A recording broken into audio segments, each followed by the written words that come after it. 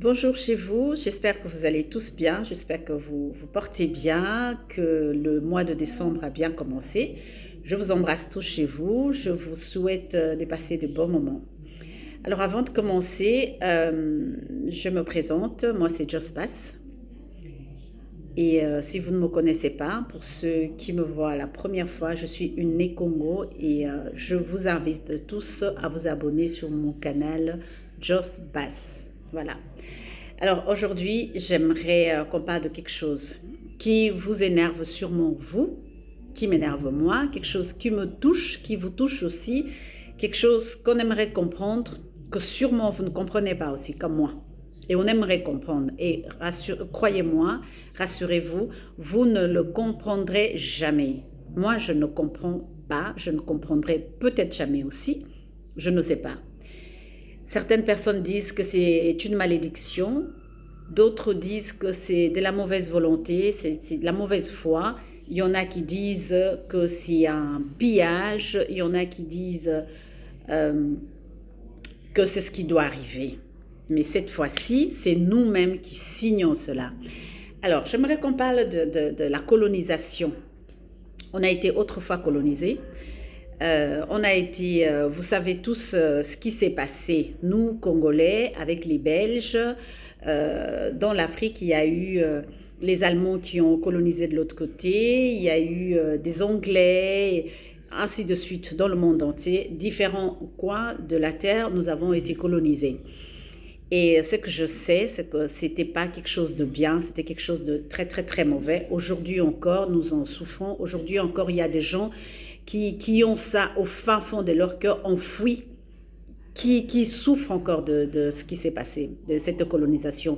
Vous savez tous que nous avons été bafoués, que nous avons été humiliés, nous étions amenés à faire des travaux forcés. Pire encore, pour les Congolais, nos mains ont été coupées pour en faire du chocolat. Nous avons été exposés dans des eaux où certaines personnes, des couleurs, venaient regarder. Nous avons servi d'objets, voilà quoi, des moqueries ou qu'est-ce que vous voulez. Ils ont gagné de l'argent sur notre dos, ils ont gagné de l'argent sur nous. Et tout cela à cause d'un système que nous n'avons pas demandé, un système que nous ne connaissions pas au départ d'ailleurs, si je peux le dire. Nous n'avons jamais demandé, peut-être pas toi et moi, mais nos grands-parents, nos aïeux, ils n'ont jamais demandé. C'est quelque chose qui leur est tombé dessus, comme ça. Et ils pouvaient peut-être rien dire, peut-être ils comprenaient pas. Déjà, ils connaissaient pas la langue. C'était des étrangers, c'était difficile. Et ils ont été malmenés sur leur propre terre, qu'ils ont d'ailleurs perdu au profit de ce genre de couleurs, qui ont fait des fabriques, qui ont fait des usines, qui se sont appropriés de leurs terres.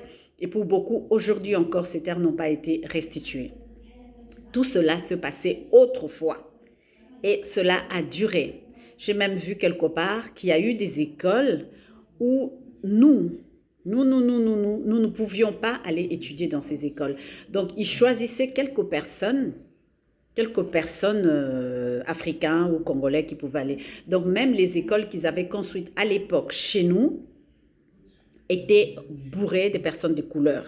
Donc, nous-mêmes, dans nos propres territoires, dans nos terres, nous avons été humiliés. Donc, tout avait été pris. Quand je dis tout, notre culture, notre dignité, nos terres, tout ce que vous voulez. Tout avait été pris. Quand tu ne travaillais pas, on te fouettait. Quand tu n'apportais pas 10 kilos de caoutchouc, on te fouettait, on te battait à mort. Personne ne pouvait dire quoi que ce soit. Personne.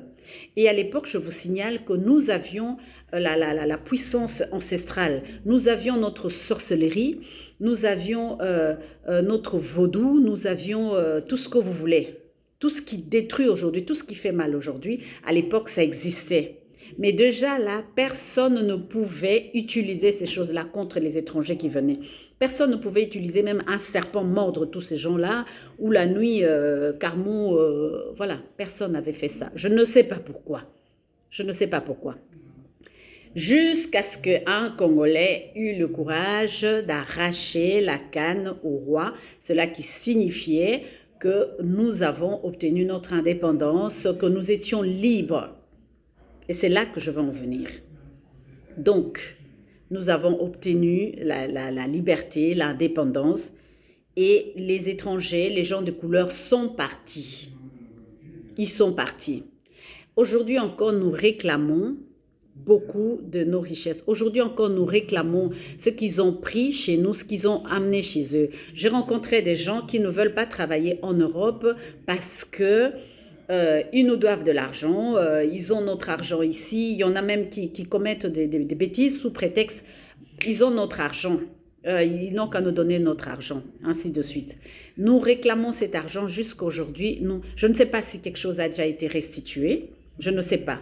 Je ne sais pas si l'argent que, par exemple, la Belgique s'est fait derrière le dos de Congolais a déjà été restitué au Congo. Je ne sais pas. Voilà. Et même si cet argent a été restitué, je ne sais même pas à quoi est-ce que cela a servi ou à quoi cet argent sert aujourd'hui. Où est-ce que je veux en venir? Je reviens ici. Je veux dire, la colonisation, comme je l'ai dit tout à l'heure, nous est tombée dessus. On n'a pas demandé ça. Et nous avons été libérés.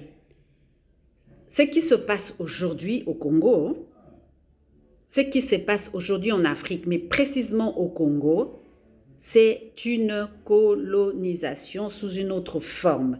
Les Congolais sont en train de coloniser leurs propres frères sous une autre forme. Les Congolais sont en train d'établir un système colonial congolais aux Congolais. Je ne sais pas si vous me comprenez. Autrefois, c'était les hommes de couleur qui venaient s'approprier de tout.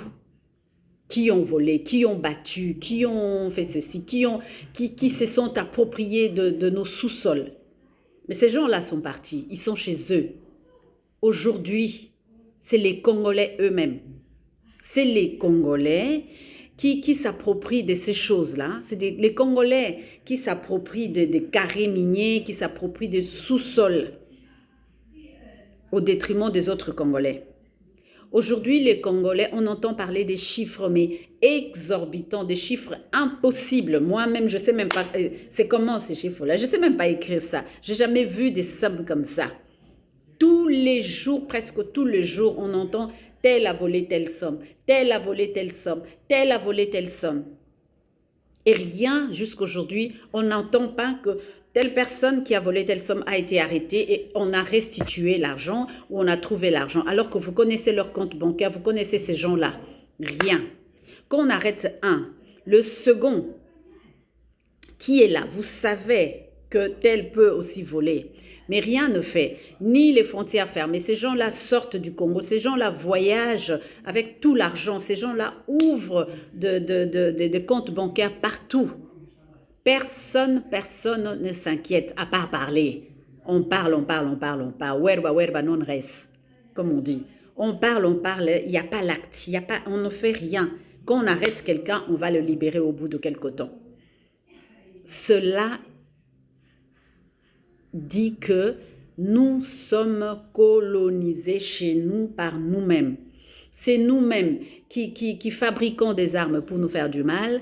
C'est nous-mêmes qui volons pour nous faire du mal. C'est nous-mêmes qui faisons que nos enfants n'aillent pas à l'école.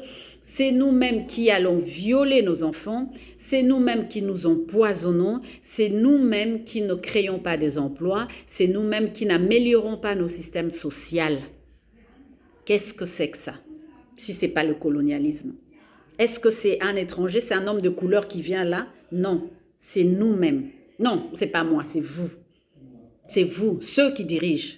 Parce que je peux beau dire, c'est nous-mêmes qui pouvons, nous sommes capables de créer ceci, de faire cela. Mais nous sommes toujours contraints. Nous arrivons à un point où on nous met le bâton dans le roue. Ceux qui essayent de faire quelque chose, ceux qui essayent d'avancer, ceux qui essayent de tendre la masse, il y a toujours le système qui vient empêcher ces gens-là d'avancer. Et je félicite tous ceux qui se battent d'une façon ou d'une autre. Je félicite tous les jeunes qui se battent. Je félicite tous les chefs d'entreprise. Je félicite tous ceux qui créent comment on appelle ça, des petites entreprises pour améliorer le système social. Je vous félicite et vraiment chapeau parce que vous vous battez, parce que vous savez, nous savons que ce n'est pas facile au Congo de faire quoi que ce soit. L'administration, tout le frais qu'il faut payer, ceci, cela, qu'est-ce que cela veut dire? Est-ce que nous voulons vraiment notre liberté? Est-ce que nous avons vraiment voulu être libres ou nous aimerons que le blanc, les hommes de couleur viennent toujours nous diriger? C'est ce que nous voulons. Parce que d'ailleurs, c'est ce que nous faisons. Malgré tout ce que nous avons, malgré tout ce que nous possédons, nous continuons à aller chez les hommes des couleurs pour demander, non, pour quémander. Et ces gens se moquent de nous, mais pitoyablement. Ces gens se moquent de nous. Ils disent, ben voilà, ils sont libérés, on leur a tout donné. Mais qu'est-ce qu'ils font aujourd'hui? Qu'est-ce qu'ils font aujourd'hui, 60 ans après? Je vous raconte, hein, je parle beaucoup là, vraiment prenez le temps de m'écouter. J'ai été confrontée à un de mes clients qui apprend que je suis une Congolaise, et puis donc on essaye de parler, hein, vous êtes de quel Congo? Je suis du Congo belge, hein, on parle et tout, et pouf, on commence à parler de ce qui se passe, et il lance un truc genre, ah mais chez vous là-bas, les choses ne marchent pas, hein, ça ne marchera jamais. Hein. Et là j'étais frustrée, j'étais en colère, j'ai dit comment on pouvait dire ça? Et la discussion est partie, j'ai commencé à parler de ce qui s'est passé, mais les Blancs, vous avez fait ça, vous êtes venus, blablabla. Et monsieur m'a fait comprendre, hein, du haut de ces 2 mètres, c'est un avocat, un grand avocat, il m'a fait comprendre, ah bon, ça fait 60 ans que nous sommes partis, 60 ans que nous sommes partis. Qu'est-ce que vous avez fait? Pourquoi ça ne marche pas aujourd'hui? Pourquoi ça ne marcherait pas d'ailleurs? Pourquoi ça ne marche pas? Nous sommes partis, nous avons tout laissé depuis plusieurs années. Comment est-ce possible que ça ne marche pas? M'a-t-il dit. Et je continue à parler parce que je suis congolaise, donc je ne veux pas équiper pour la thé. Donc j'ai continué à parler, à me défendre. Mais au fond de moi, je savais ce qu'il disait était vrai. Je savais ce qu'il disait était vrai. Il a parlé de la corruption. Il a parlé de tout le mal que les Congolais font aux Congolais. Mais c'est vrai. Et le monde entier est au courant. Le monde entier nous voit. Et le pire, c'est qu'il n'y a que toi, Congolais, qui ne comprends pas ça. Il n'y a que toi, Congolais, qui crois que les autres ne savent pas ce qui se passe chez nous. Mais non, ils savent, ils sont au courant. Et donc, quand tu prends tes pieds, que tu vas demander, que tu vas le supplier pour telle ou telle autre chose, ils se moquent de toi. Il va le faire, bien sûr. C'est une autre façon de te coloniser. Il te colonise par toi-même. Il passe par toi pour te coloniser, pour coloniser ton peuple. Et ça continue. Et si nous ne faisons rien, ça va continuer et ça va continuer, ça va continuer. Vous oubliez qu'il y a des gens qui se poumonent, il y a des gens qui se cassent, il y a des gens qui aimeraient que le social change, que la vie de Congolais s'améliore, que la vie de Congolais compte. Vous comprenez? Qu'est-ce qu'on n'a pas fait? Qu'est-ce que les Congolais n'ont pas fait? Ils vous ont soutenu, sachant que ce que vous faites là est mal. Ils ont soutenu vos bêtises. Et vraiment, chers compatriotes, ah mais arrêtez, il faut arrêter à un moment, il faut arrêter de soutenir. Il faut arrêter de soutenir tous ces hommes politiques. Il faut arrêter de soutenir tous ces dirigeants. Arrêter de soutenir tout ce monde parce qu'ils veulent ils sont en train de nous coloniser. Ils sont en train de nous coloniser. Il faut arrêter. Il faut arrêter. Je suis désolée, mais il faut arrêter. Il faut arrêter. À un moment, nous devons nous organiser et prendre les choses en main. Prendre les choses en main. Il faut arrêter d'acclamer tout le temps, d'applaudir des inapplaudissables. Excusez-moi le terme, je ne sais pas si ça existe. Il faut arrêter. Il faut arrêter. Allô, il faut arrêter. Les gens se poumonent, les gens Aujourd'hui encore le matin, je regardais une vidéo, les jeunes sont en train de dire « mais ce n'est plus possible, ce pays est à vendre, il n'y a pas d'avenir dans ce pays ». J'étais petite fille à l'école primaire quand j'avais appris pour la première fois que l'avenir du Congo, c'est la jeunesse. Mais aujourd'hui, malheureusement, la jeunesse, elle est foutue. La jeunesse est livrée à elle-même. Il y a rien pour la jeunesse. Il n'y a rien. Il n'y a rien. Il n'y a rien. Où est l'avenir de demain? Qui va s'occuper de demain? perpétuer le Congo ou qui va, qui prend soin, qui pense à ces jeunes? Qui? Ceux qui aujourd'hui sont là, ils ne pensent qu'à eux. Ils ne pensent qu'à eux. Regardez le pays, il a été laissé depuis 60 ans. Ce qui me fait encore mal, c'est quand je regarde les cités que les hommes de couleur ont construites, ont laissées.